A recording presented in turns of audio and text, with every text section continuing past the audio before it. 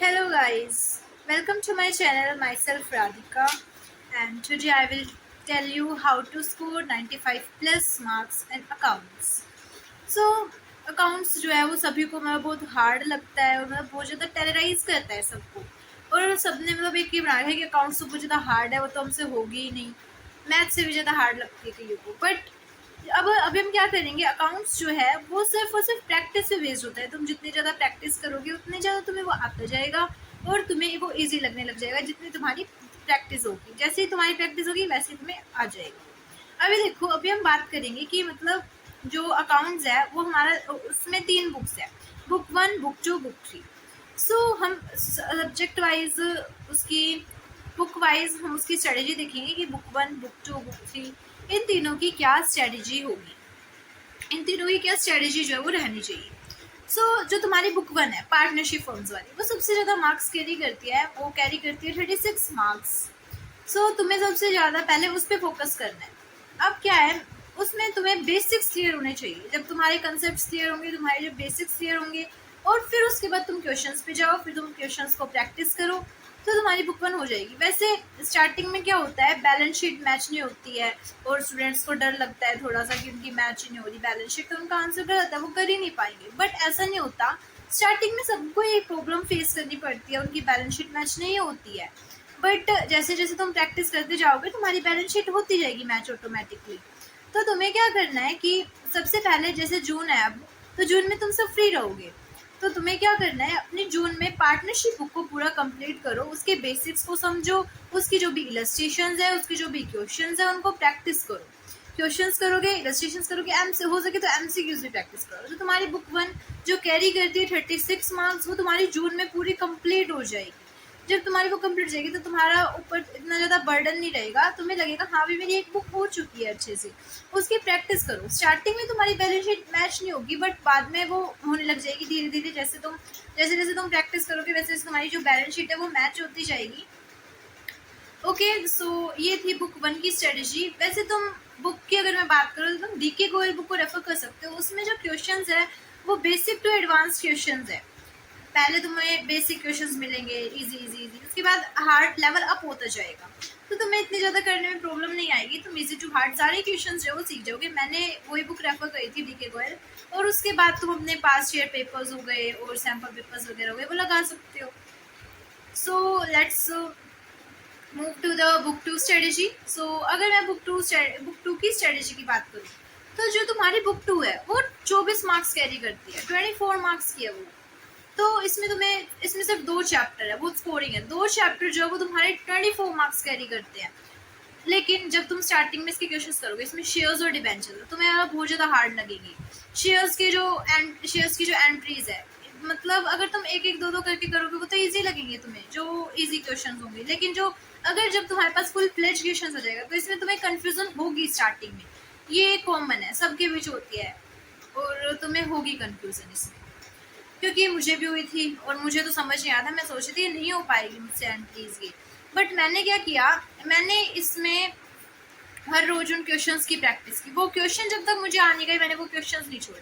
तो तुम्हें भी यही करना है, जब तक तुम्हें मतलब ये ना हो जाए कि भाई तुम्हें क्वेश्चंस आ गए हैं अच्छे से, तब तक तुम्हें उन क्वेश्चंस की रोज प्रैक्टिस करते जाना है। जब तुम रोज उनकी प्रैक्टिस करोगे तो तुम्हें वो अपने आप आ जाएंगे। फुल फ्लेज क्वेश्चंस को पहले तुम उनकी एंट्रीज समझो कि कैसे क्या एंट्रीज होगी, उसके बाद तुम फुल फ्लेज क्वेश्चंस को करो, उनको प्रैक्टिस करो, डेली प्रैक्टिस करो, वो एंट्रीज तुम्हें आ जाएगी। और जब भी तुम्हें मतलब उसमें ऐसा है कि तुम्हें बहुत ज़्यादा डाउट्स आएंगे कि ये कैसे हुआ, तो तुम अपने डाउट्स को उसी वक्त क्लियर करो।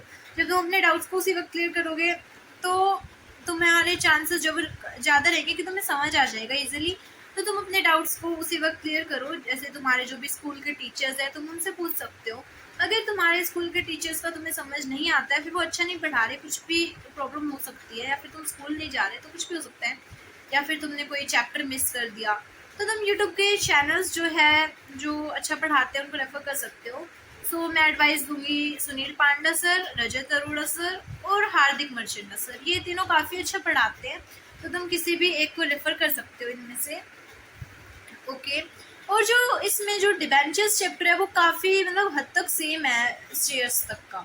तो शेयर्स और ये दोनों सेम से चैप्टर हैं। डिबेंचर्स और शेयर्स। तो तुम्हें क्या करना है, ये अगर तुम्हें शेयर्स एक बार समझ आ गए तो डिबेंचर्स में इतनी ज़्यादा तुम्हें दिक्कत नहीं आएगी, तो सबसे ज़्यादा शेयर्स के पे फोकस कर।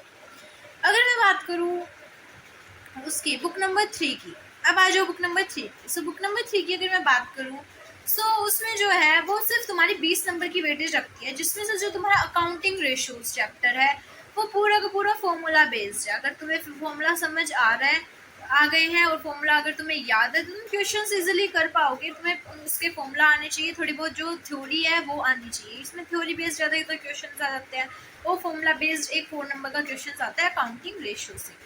और नेक्स्ट क्वेश्चन एक 6 नंबर का श्योर है जो आता ही आता है कैश फ्लो स्टेटमेंट से। सो कैश फ्लो स्टेटमेंट तुम्हें अच्छे से करना है, क्योंकि इसमें श्योर है 6 मार्क्स का क्वेश्चन आएगा ही आएगा। और जो बाकी आगे वाले चैप्टर्स बच गए फर्स्ट सेकंड थर्ड, इसमें क्या होता है थ्योरी आती है ज़्यादातर, और बैलेंस शीट जो है वो उसका फॉर्मेट तुम्हें पता होना चाहिए। जो भी उसकी फाइनेंशियल स्टेटमेंट्स की जो बैलेंस शीट होती है ना, उसका फॉर्मेट तुम्हें पता होना चाहिए, उससे क्वेश्चन आ जाते हैं। और तो थ्योरी ही आती है ज़्यादातर, वो तुम्हें पता होनी चाहिए। एंड बुक 3 जो है वो तुम्हें ज़्यादा हार्ड नहीं लगेगी, तुमने बुक 1 और बुक 2 जब तुम कर लोगे तो तुम्हें बुक 3 इजी लगेगी, मतलब सही हो जाएगी तुम्हारी बुक 3, इतनी ज़्यादा दिक्कत नहीं आएगी तुम्हें। और अब देखो बुक 1, बुक 2, बुक 3 मैंने तीनों की स्ट्रेटजी बता दी है। सबसे ज़्यादा जो मार्क्स कैरी करने वाली है वो तुम्हारी बुक 1 है 36, जो वेटेज सबसे ज़्यादा मार्क्स का रखती है, वो इम्पोर्टेंट भी है, उससे सबसे ज़्यादा क्वेश्चंस आते हैं। और उसको उसमें बच्चों को डर भी रखते हैं, जैसे कि जो एडमिशन और रिटायरमेंट के जो क्वेश्चंस होते हैं 6 मार्क्स के, वो नहीं हो पाते हैं बच्चों से। मतलब क्या होता है कि वो उसमें बैलेंस शीट मैच नहीं हो पाती, या फिर कुछ भी दिक्कत आ जाती है, उसमें जो एडजस्टमेंट्स होती है वो थोड़ी सी हार्ड होती है। तो अगर तुम उनकी प्रैक्टिस करोगे तो तुम्हें आ जाएंगी वो। और जो बुक 2 है उसमें शेयर्स और डिबेंचर्स हुई 24 मार्क्स की है वो।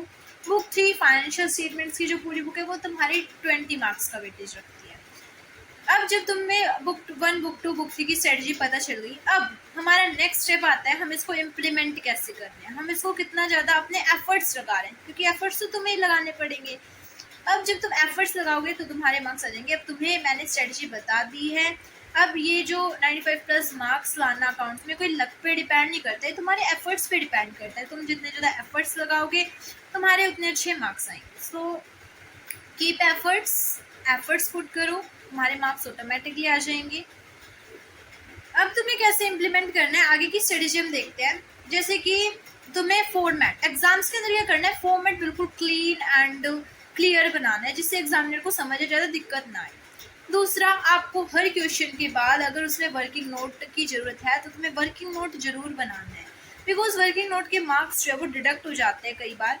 और तुम्हें जब तुम्हारा पूरा सिलेबस हो जाएगा बुक 1, बुक 2, बुक 3 पहले अच्छे से कर लो, उसके बाद तुम्हें क्या करना है सैम्पल पेपर्स की प्रैक्टिस करनी है।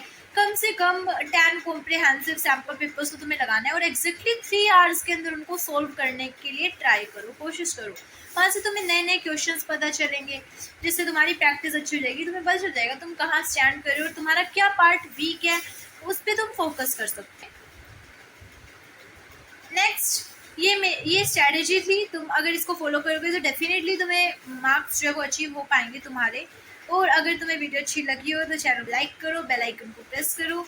और अगर तुम्हें और ज़्यादा स्टडी ब्लूप्रिंट चाहिए इसी तरीके तो चैनल को सब्सक्राइब करो। और जो भी तुम्हारा हार्डेस्ट सब्जेक्ट तुम्हें लगता है वो कमेंट में मुझे कमेंट करके बताओ। Thank you, I will see you in the next video, bye.